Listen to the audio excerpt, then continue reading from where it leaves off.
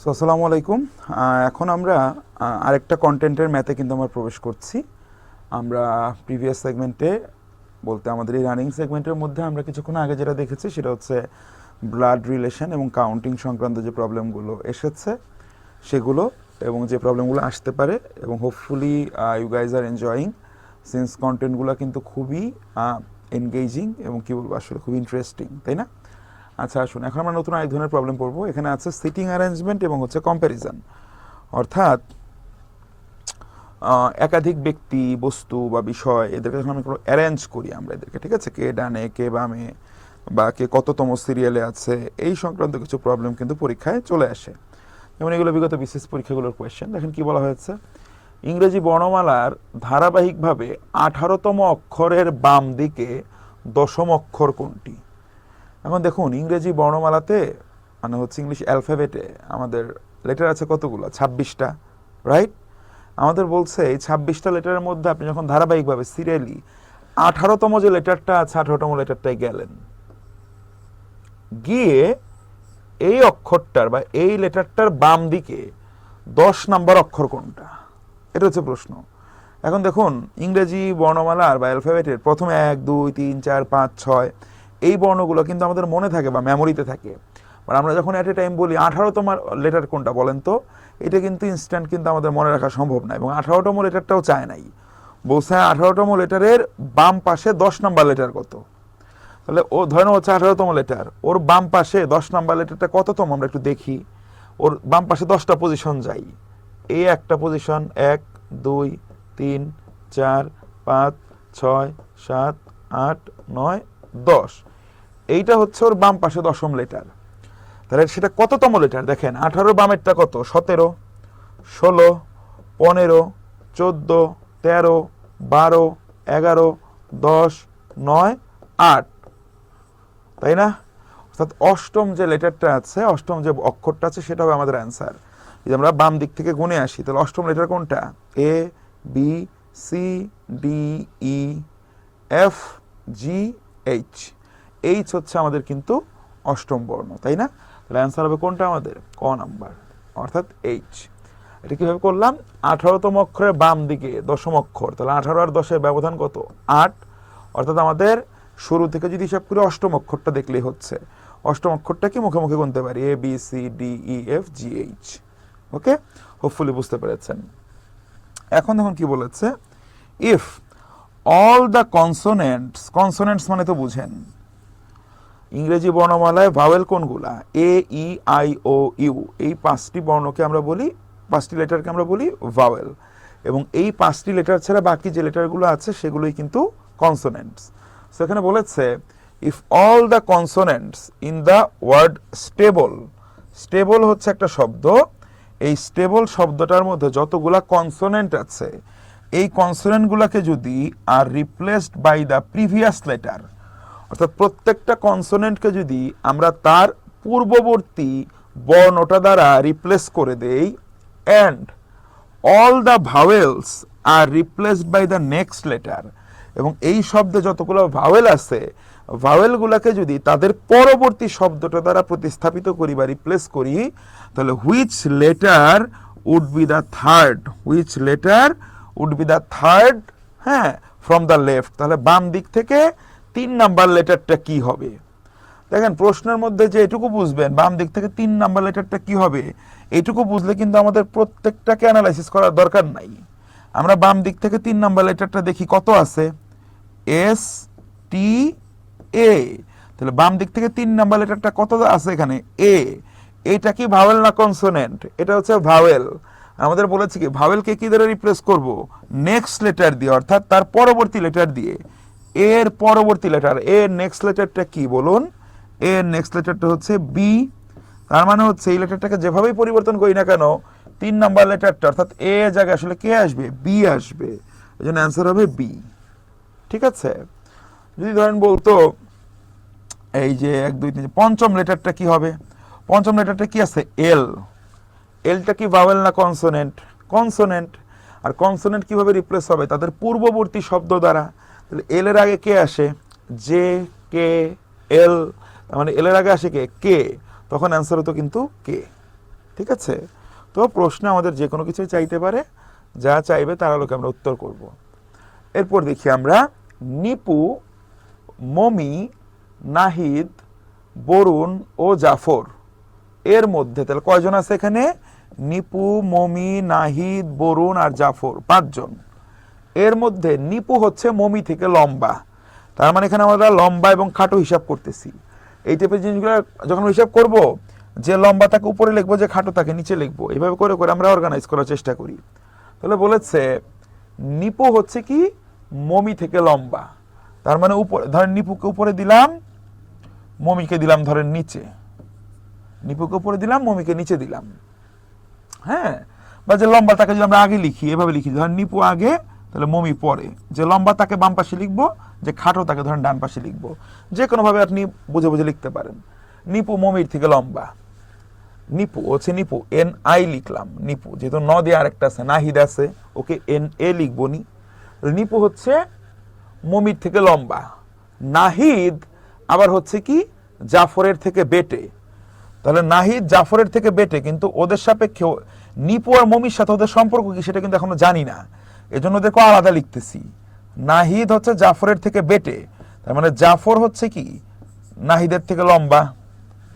এখন নিপু হচ্ছে কি বরুণের থেকে বেটে, নিপু এই যে প্রথমে নিপুর কথা লিখছিলাম, নিপু হচ্ছে বরুণের থেকে বেটে, তার মানে বরুণ হচ্ছে কি নিপুর থেকে লম্বা, তার মানে বরুণের অবস্থান নিপু আর মমির অবশ্যই উপর, এটা নিশ্চিত বলতে পারি। এখন দেখেন দেখেন এখন অবশ্যই সম্পর্ক থাকবে, মমি আবার জাফরের থেকে লম্বা, মমি হচ্ছে কি জাফরের থেকে লম্বা, তার মানে জাফরের অবস্থান কোথায়? অবশ্যই মমির পরে। আর যেহেতু নাহিদ জাফরের পরে ছিল, তাহলে নাহিদ থাকবে সবার শেষে। তাহলে আমরা কিন্তু দেখেন সম্পূর্ণ লম্বার ক্রমটা পেয়ে গিয়েছি, সব থেকে লম্বা বরুণ, তারপর নিপু, তারপর মমি, তারপর জাহিদ, জাফর, তারপর হচ্ছে নাহিদ। তাহলে এখন আমার সঙ্গে কি বলেছে? সবচেয়ে লম্বার, সবচেয়ে যে লম্বা ঠিক পরেই কে? তার ঠিক পরেই কে? সবচেয়ে লম্বাকে বরুণ, তার ঠিক পরেই কে আসছে? নিপু। তাহলে অ্যান্সার হবে নিপু। বুঝতে পেরেছি? আশা করছি বুঝতে পেরেছেন। এখন দেখুন, P is heavier than B, P হচ্ছে বি এর থেকে ভারী। আমরা আগের মতো, আগেরটা যেমন লম্বা খাটো ছিল, এখানে ধরেন ভারী এবং হালকা, বা কে মোটা কে চিকন, এইটা। তাহলে P is heavier than B, তাহলে পি হচ্ছে হেভি, যে বেশি হেভি তাকে বাম পাশে রাখবো। পি ধরেন হেভি কার থেকে? বি এর থেকে।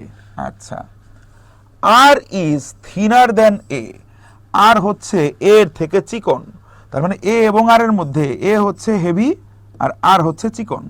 নিচে লিখলাম মানে আলাদা করে লিখলাম, কারণ পি আর বি এর সাথে তো এ আর আর এর এখনো সম্পর্ক জানি না, এজন্য যাদের সম্পর্ক জানি তাদেরকে এক লাইনের মধ্যে চিন্তা করব।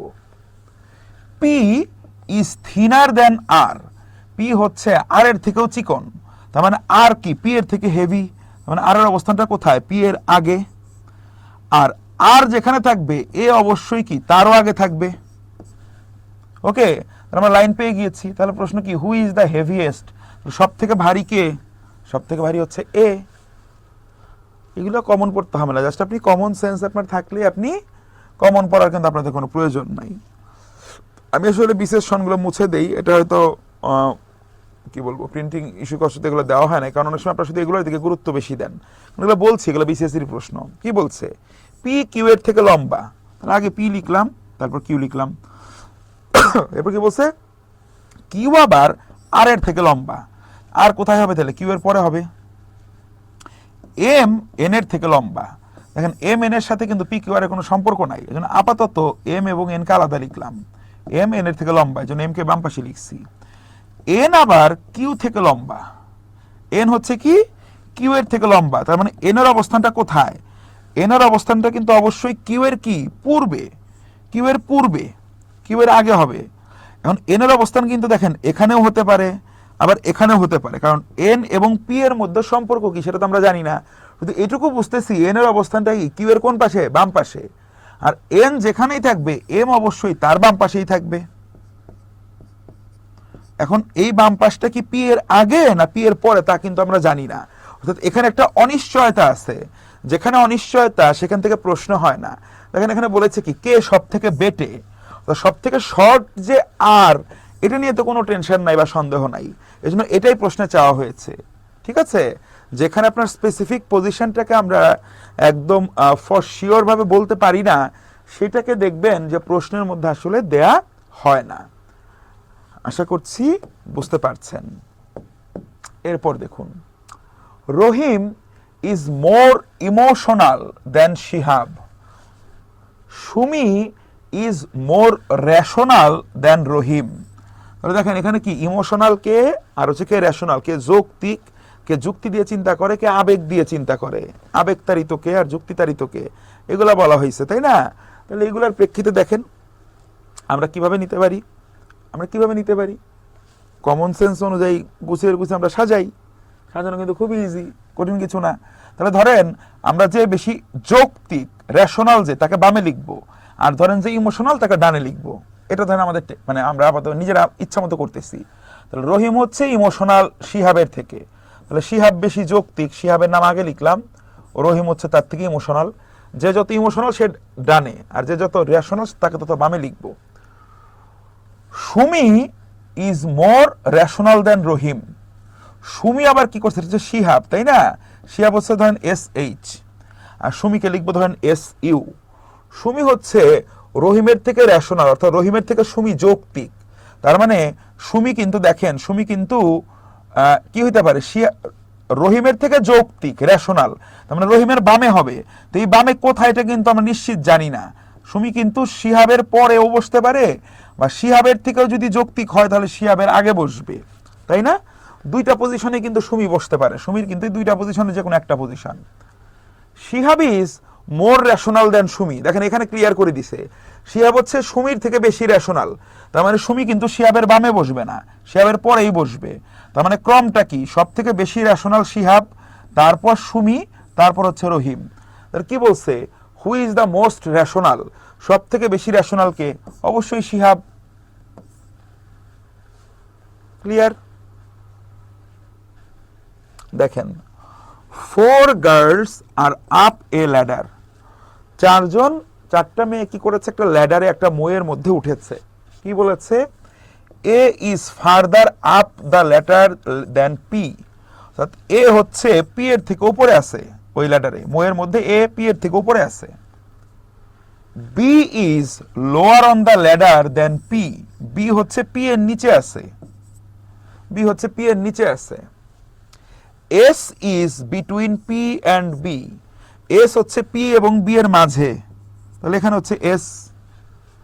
কি বলেছে, who is the second from bottom.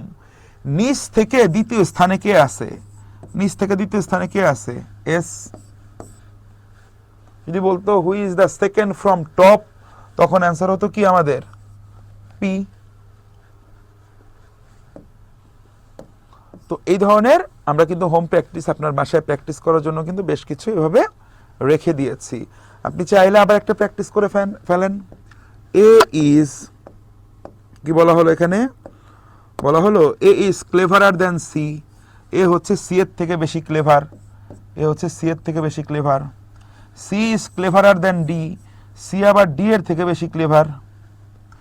B is cleverer than C. B হচ্ছে কি সি এর থেকে বেশি ক্লেভার। তাহলে বি কোথায় হইতে পারে, বি কিন্তু সি এর উপরে হবে, ঠিক আছে, কিন্তু সি এর উপরে এর নিচেও হইতে পারে, আবার এর উপরেও হইতে পারে, এটা আমরা এখন জানি না। C is not cleverer than A. C আর কি এর থেকে ক্লেভারার না, এখানে আসলে বি হবে আর কি, প্রিন্টিং মিস্টেক হয়েছে। B is not cleverer than A. B এর থেকে ক্লেভার না, মানে এ এর নিচে হবে বি। তার মানে নিশ্চিত ক্রমটা কি হয়ে গেল, এ বি সি ডি। বলেছে কি who is the least clever, সব থেকে লিস্ট ক্লেভার কে, তাহলে ডি। তো এভাবে করে হোম প্র্যাকটিস বলেন আর টিচার্স ওয়ার্ক বলেন, এখানে আমরা যা রেখেছি আলটিমেটলি সবকিছু একই রকম, একই সাথে 50-60টা প্রবলেম সলভ করার দরকার নাই। আপনি প্রত্যেকটা টাইপ ধরে ধরে যখন জিনিসগুলোকে সমাধান করবেন, অটোমেটিক আপনার আয়ত্তে সেই বিষয়গুলো চলে আসবে। আমরা এই লেকচারের পরবর্তী সেগমেন্টে অ্যানালজি নিয়ে পড়বো। অ্যানালজি কিন্তু মূলত কিন্তু বাংলা বা ইংরেজির গতানুগতিক গ্রামারের পড়া, এগুলো আমাদের এই মানসিক দক্ষতার কাছে কভার করার কথা না, কিন্তু কিছু বিগত বছরের পরীক্ষার প্রশ্নগুলোকে আমরা নেক্সট সেগমেন্টটাতে রিভিউ করে দিব। ঠিক আছে, তো দেখা হচ্ছে পরবর্তী সেগমেন্টে। সেই পর্যন্ত সবাই ভালো থাকুন।